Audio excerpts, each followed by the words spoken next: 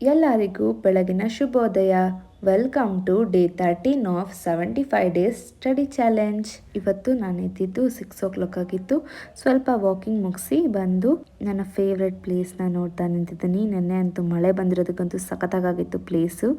ಇವತ್ತಂತೂ ಸಿಕ್ಕಾಬಟ್ಟೆ ಕೆಲಸ, ಹಾಗಾಗಿ ನನಗೆ ಜಾಸ್ತಿ ಇವತ್ತು ಓದೋದಕ್ಕೂ ಟೈಮ್ ಸಿಗಲಿಲ್ಲ. ಅಂದರೂ ಕೂಡ ನಾನು ಮ್ಯಾನೇಜ್ ಮಾಡಿಕೊಂಡು ಸಂಜೆ ಓದೋಣ ಅಂದ್ಕೊಂಡೆ. ಯಾಕೆ ಅಂತ ಅಂದರೆ ನಾಳೆ ನಮ್ಮ ಮನೇಲಿ ಹಬ್ಬ ಮಾಡ್ತಿದ್ದೀವಿ. ಪಕ್ಷ ಅಂತ ಮಾಡ್ತಾರಲ್ವ, ಸೊ ಆ ಹಬ್ಬ. ಸೊ ಪ್ರತಿಯೊಂದು ಮಾಡಬೇಕಿತ್ತು, ಮನೆ ಕ್ಲೀನ್ ಮಾಡಬೇಕಿತ್ತು, ಎಲ್ಲ ಮಾಡಬೇಕಿತ್ತು. ಹಂಗಾಗಿ ನನಗೆ ಮಾರ್ನಿಂಗ್ ಓದೋದಕ್ಕೆ ಟೈಮೇ ಸಿಗಲಿಲ್ಲ. ಬಟ್ ನಾನು ಇವತ್ತಿಗೆ 7 ಕಾಂಟಿನೆಂಟ್ಸ್ನ ಉಳಿಸ್ಕೊಂಡಿದ್ದು ಒಳ್ಳೆ ಕೆಲಸ ಮಾಡಿದೆ ಅಂತ ಆಮೇಲೆ ಅನ್ನಿಸ್ತು. ಸೊ ನಾನು ವಾಕಿಂಗ್ ಹೋಗಿ ಬಂದು ಸ್ವಲ್ಪ ಬಿಸಿನೀರು ಕುಡಿದು ಕಾಫಿ ಕುಡಿದ್ಬಿಟ್ಟು ಕೆಲಸಗಳನ್ನ ನೋಡೋಣ ಅಂತ ಸ್ಟಾರ್ಟ್ ಮಾಡ್ತಿದ್ದೆ. ಸೊ ಇವಾಗ ನಮ್ಮ ಅಜ್ಜಿ ಈ ಮೆಣಸಿನ್ಕಾಯ್ದು ಸಖತ್ತಾಗಿರೋ ಚಟ್ನಿ ಮಾಡ್ತಾರೆ. ಸೊ ಅದನ್ನು ನಾನು ಶಾರ್ಟ್ಸಲ್ಲಿ ಹಾಕ್ತೀನಂತೆ, ನೋಡಿ. ಅನ್ನ ಕಲಿಸ್ಕೊಂಡು ತಿನ್ನೋಕ್ಕೆ, ರೊಟ್ಟಿಗೆ ತಿನ್ನೋಕ್ಕೆ ಸಖತ್ತಾಗಿರುತ್ತೆ. ಸೊ ಆದಮೇಲೆ ನಾವು ತಿಂಡಿ ಮಾಡ್ಕೊಂಡ್ವಿ. ನನ್ನ ಫೇವ್ರೆಟ್ ಇದು ಟೊಮ್ಯಾಟೊ ಚಿತ್ರಾನ್ನ. ಸೊ ತಿಂಡಿ ತಿಂದ್ಕೊಂಡು ಆಮೇಲೆ ನೆನಪಾಯಿತು ನಾನು ದೇವರಿಗೆ ನೈವೇದ್ಯ ಮಾಡಿರ್ತೀನಿ ಅಂತ. ಸೊ ಬೇಗ ಮನೆಯೆಲ್ಲ ಕ್ಲೀನ್ ಮಾಡಿ ಫ್ರೆಶ್ ಅಪ್ ಆಗಿ ದೇವರಿಗೆ ನೈವೇದ್ಯ ಮಾಡೋಣ ಅಂತ ಬಂದೆ. ನಾನು ಯೂಶ್ವಲಿ ಕ್ಯಾರೆಟ್ ಕೀರ್ ಮಾಡ್ತೀನಿ, ಇಲ್ಲ ಕ್ಯಾರೆಟ್ ಹಲ್ವಾ, ಇಲ್ಲ ಹಣ್ಣು ತುಪ್ಪ ಬಾಳೆಹಣ್ಣು, ಇಲ್ಲ ಶಾವಿಗೆ ಕೀರು, ಆ ಥರ ಏನಾದರೂ ಮಾಡಿ ದೇವ್ರಿಗೆ ನೈವೇದ್ಯ ಮಾಡ್ತೀನಂತೆ.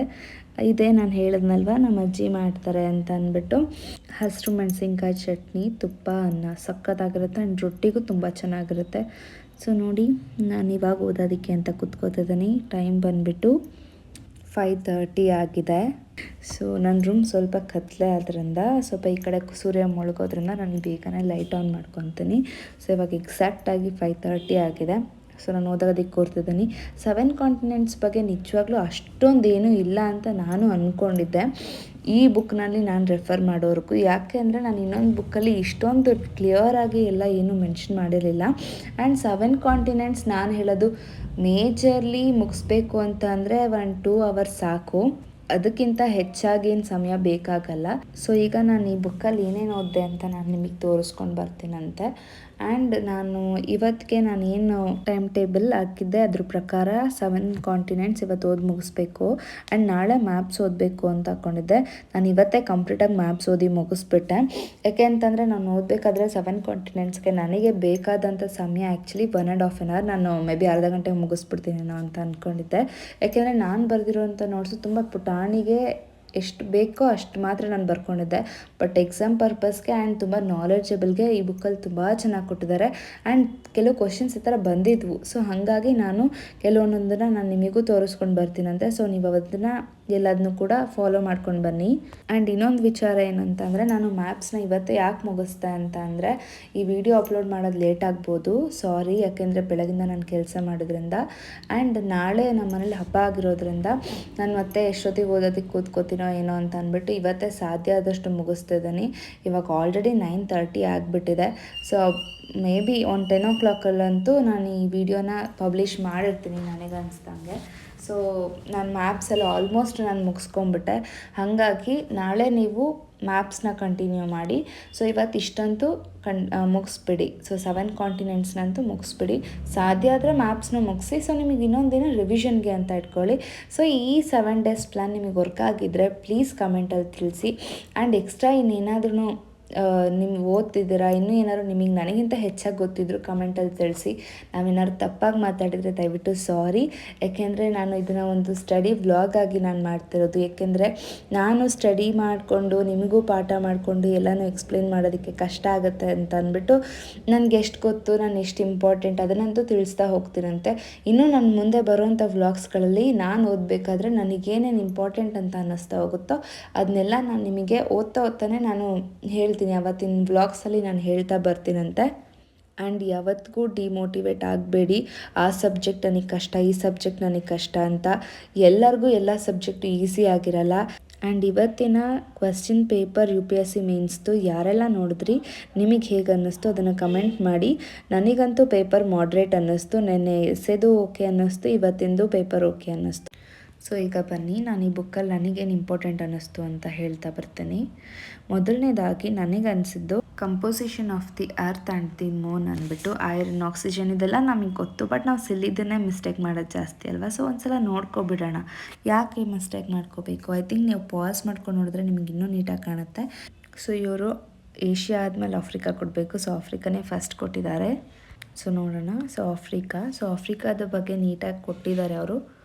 ಸೊ ಅದರಲ್ಲಿರುವಂಥ ಕ್ಲೈಮೆಟಿಕ್ ಎಕ್ಸ್ಟ್ರೀಮ್ಸು ಅವೆಲ್ಲದನ್ನು ನೀಟಾಗಿ ಹೇಳಿದ್ದಾರೆ. ಫಿಸಿಕಲ್ ಫೀಚರ್ಸ್ ಆಗಿರ್ಬೋದು, ಇದೆಲ್ಲ ನಮಗೆ ಎಲ್ಲಿ ಯೂಸ್ ಆಗುತ್ತೆ ಅಂದರೆ ಮೇನ್ಸಲ್ಲಿ ಸ್ವಲ್ಪ ಯೂಸ್ ಆಗ್ಬೋದು. ಯಾಕೆಂದರೆ ನಮಗೆ ಹೆಚ್ಚಿನ ಜ್ಞಾನ ಯಾವ ಸಬ್ಜೆಕ್ಟಲ್ಲಿ ಇರುತ್ತೋ, ಸೊ ಅದರಲ್ಲಿ ನಾವು ಪ್ರಿಲಿಮ್ಸಲ್ಲಿ ನಾವು ಮಾರ್ಕ್ಸ್ ಜಾಸ್ತಿ ತೆಗಿಲಿಲ್ಲ ಅಂದರೂ ನಮಗೆ ಮೇನ್ಸಲ್ಲಿ ತುಂಬಾ ಉಪಯೋಗ ಆಗುತ್ತೆ. ಸುಮ್ಮನೆ ಯಾವುದೋ ಒಂದು ಮಿನರಲ್ ಕೊಟ್ಬಿಟ್ಟು ಇದು ಆಫ್ರಿಕಾದಲ್ಲಿದೆಯಾ ಅಂತ ಕೇಳ್ಬಿಟ್ಟು ಟಿಕ್ ಮಾಡೋದಕ್ಕೆ ಹೇಳಿದ್ರೆ ಹೌ ಸ್ಟುಪಿಡ್ ಅನ್ಸಲ್ವಾ ನಮಗೆ ಗೊತ್ತಿಲ್ಲ ಅಂತಂದರೆ. ಯಾಕೆಂದರೆ ಇರೋದು ಬರೀ 7 ಕಾಂಟಿನೆಂಟ್ಸ್ ಅಷ್ಟೇ. ನನಗೆ ಇದನ್ನು ಓದಬೇಕಾದ್ರೆ ನನಗೆ ಅದೇ ಅನಿಸ್ತು, ಓ ಮೈ ಗಾಡ್, ನನಗೆ ಇದೆಲ್ಲ ಅಷ್ಟೊಂದು ಗೊತ್ತೇ ಇರಲಿಲ್ವಲ್ಲ. ನನಗೆ ಏನೋ ಓದಿದ್ದೀನಿ ಅಂದ್ಕೊಂಡಿದ್ದೆ, ಬಟ್ ನಾನು ಕೂಡ ಕಲಿಯೋದಿದೆ ಅಂತ ನನಗೆ ಈ ಬುಕ್ ಓದಿದ್ಮೇಲೆ ನಂಗೆ ಗೊತ್ತಾಯಿತು.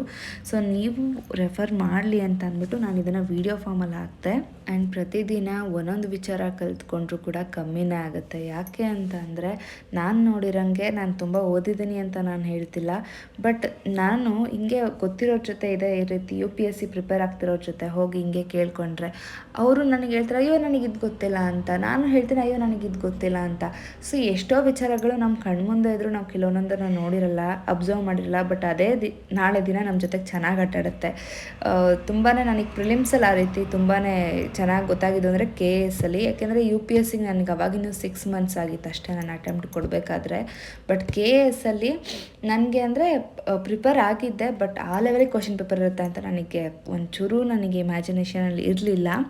ಹಾಗಾಗಿ ನಾನು ಯಾವುದೋ ರೀತಿ ಅಂದರೆ UPSCಗೆ ಪ್ರಿಪೇರ್ ಆಗಬೇಕಾಗಿರೋ ಅಷ್ಟು ಪ್ರಿಪೇರ್ ಆಗಿದ್ದೆ.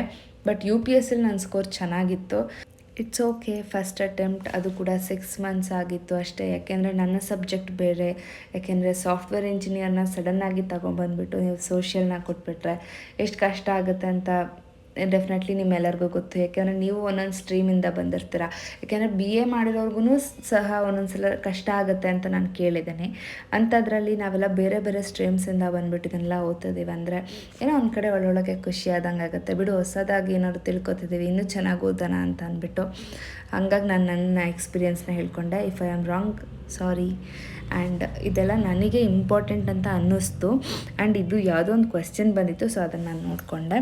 ಆ್ಯಂಡ್ ನಾನು ನಿಮಗೆ ಒಂದು ಹೋದ ವಿಡಿಯೋದಲ್ಲಿ ನಾನು ನಿಮಗೆ ಹೇಳಿದ್ದೆ ನಾನು ವರ್ಲ್ಡ್ ಮ್ಯಾಪ್ನ ಯಾವ ರೀತಿ ಕಲಿತೆ ಕಾಯಿನ್ನಲ್ಲಿ ಅಂತ.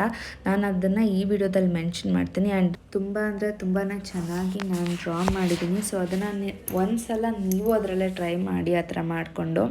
ಏಕೆಂದರೆ ನಮ್ಮ ಅಜ್ಜಿ ಹತ್ರ ತುಂಬ ಹಳೆಯ ಕಾಯಿನ್ಸ್ಗಳೆಲ್ಲ ಇದ್ವು. ಸೊ ಆ ಕಾಯಿನ್ಸ್ನೆಲ್ಲ ನೋಡು ಅಂತ ಕೊಟ್ಟಲ್ಲ. ಸೊ ಆವಾಗ ನಾನು ಅದು ತುಂಬ ದೇಶಗಳದ್ದು ಕಾಯಿನ್ಸ್ ಬೇರೆ ಇದ್ವು.